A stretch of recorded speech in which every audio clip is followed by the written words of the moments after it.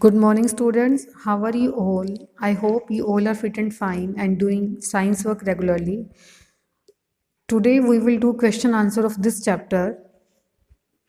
First question is, what are the different ways in which water get contaminated?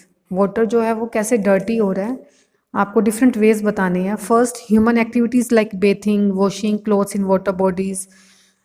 Next is mixing of industrial waste in rivers. Due to agricultural waste like fertilizer, pesticides, etc. Fourth point is domestic sewage released into rivers, contaminated water. And last point is due to acid rain and oil spills from oil tankers. These are the reasons that's why water get become dirty or you can say contaminated. First point में क्या बताया हमने, human activities.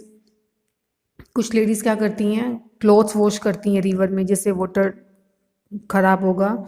Next है industrial waste जो है वो reverse में mix हो जाता है. इंडस्ट्री का जो भी वेस्ट केमिकल्स हैं वो डायरेक्ट रिवर्स के अंदर आएंगे तो उससे भी रिवर वाटर कंटामिनेट हो जाएगा.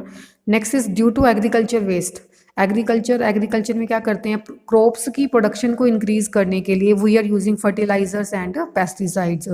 And these fertilizers and pesticides when go in underground water में जब फर्टिलाइजर्स और पेस्टिसाइड्स ऐड होंगे और उस अंडरग्राउंड वाटर को हम हैंडपम्प वाटर या फिर ट्यूबवेल की फॉर्म में जब उस पानी को हम यूज़ करते हैं फॉर ड्रिंकिंग पर्पस, तो इससे भी वाटर ख़राब हो जाता है.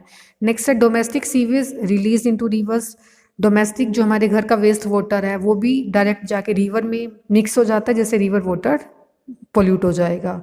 And last point is due to acid rain. As you all know that for acid rain, sulfuric acid and nitric acid are responsible. When these pollutant mix with water, then it make rainwater acidic. Acid rain की वजह से and oil spills from oil tankers. Oil tanker से जब oil ship के उसके वो lake में या फिर ओशियंस के अंदर जब ऑयल टैंकर से ऑयल स्पिल होगा तो इससे भी लेक वाटर जो है वो खराब हो जाता है. नेक्स्ट है define water pollutants. Water pollutants क्या होते हैं, the substances that pollute water are called water pollutants. ऐसे सब्सटेंसेस जो वाटर को पोल्यूट करते हैं उनको क्या बोलते हैं, water pollutant. Example oil, industrial and agricultural waste. जैसे ऑयल है जो टैंकर से ऑयल कई बार स्पिल हो जाता है, इंडस्ट्रीज वेस्ट है, एग्रीकल्चर वेस्ट है, ये सब क्या करते हैं, वाटर को पोल्यूट कर देते हैं. Name 2 of the main disease that can be caused by drinking contaminated water. Dirty water पीने से कौन सी डिजीज होती हैं, jaundice and cholera. These are disease that are transmitted by drinking contaminated water. Next question is name 2 chemicals that may help in purifying water. 2 chemicals बताने, water को purify करने के लिए हम कौन कौन से केमिकल यूज़ करते हैं.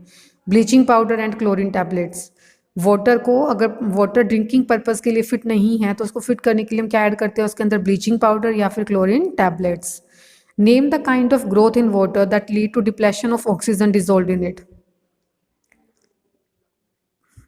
आपको पता है कि एक्वेटिक प्लांट्स और एनिमल्स वाटर के अंदर जो ऑक्सीजन प्रेजेंट होती है उस ऑक्सीजन को लेकर के सर्वाइव करते हैं, बट ऑक्सीजन समटाइम्स कम हो जाती है.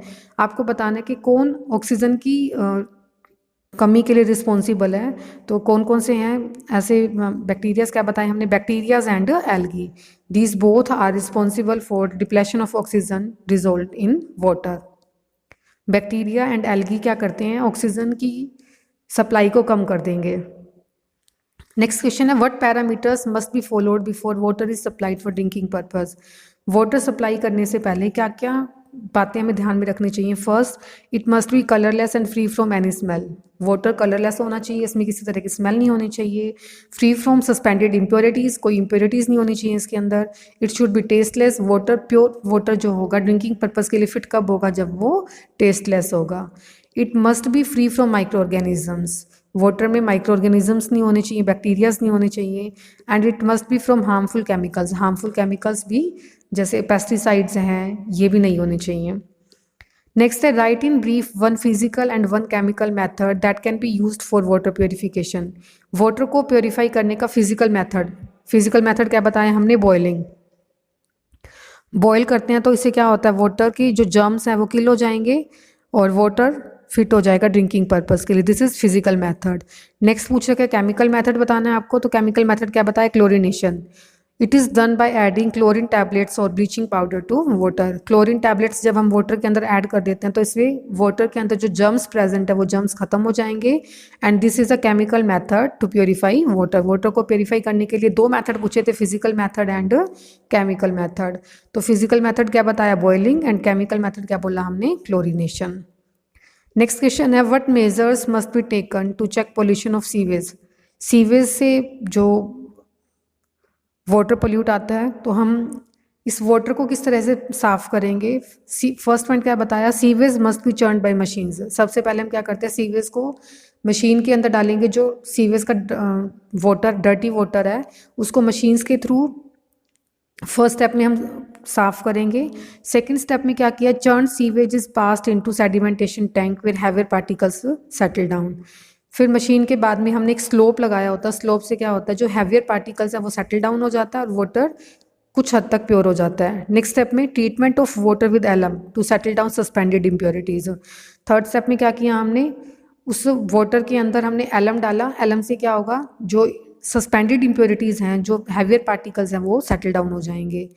और लास्ट स्टेप में water must be sterilized by chlorination to kill germs. Last step में हम क्या करते हैं, क्लोरीन की टैबलेट्स डालते हैं। ये क्लोरीन की टैबलेट क्या करती हैं, जर्म्स को किल कर देती हैं।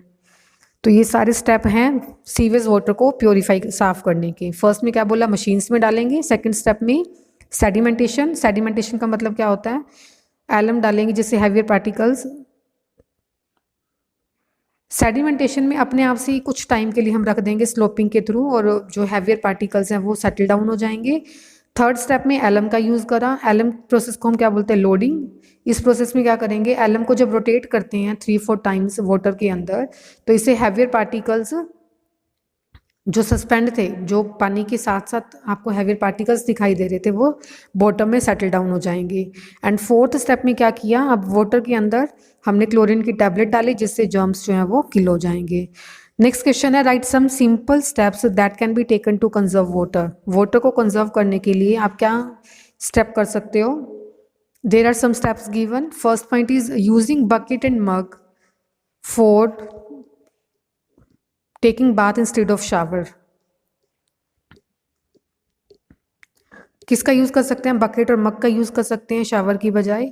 While brushing teeth don't leave tap open. Brushing के टाइम पे आपको टैप ओपन नहीं रखनी है। Next, don't use drinking water to clean your car. अपनी कार वॉश करने के लिए ड्रिंकिंग वाटर का यूज़ ना करें, इससे वाटर वेस्ट हो जाएगा। Don't when washing dishes by hands don't leave the water running for rinsing. जब आप डिश वॉश कर रहे हो तो डिश वॉश करते हुए वाटर को, टैप को ऑन मत रखो, ओपन मत करो, टैप को बंद कर दो। वाटर को पहले कलेक्ट कर लो, किसी सिंक में कलेक्ट करके हम उसको वॉश कर सकते हैं। नेक्स्ट है never pour water down the drain when there must may be another use for it such watering a plant for cleaning.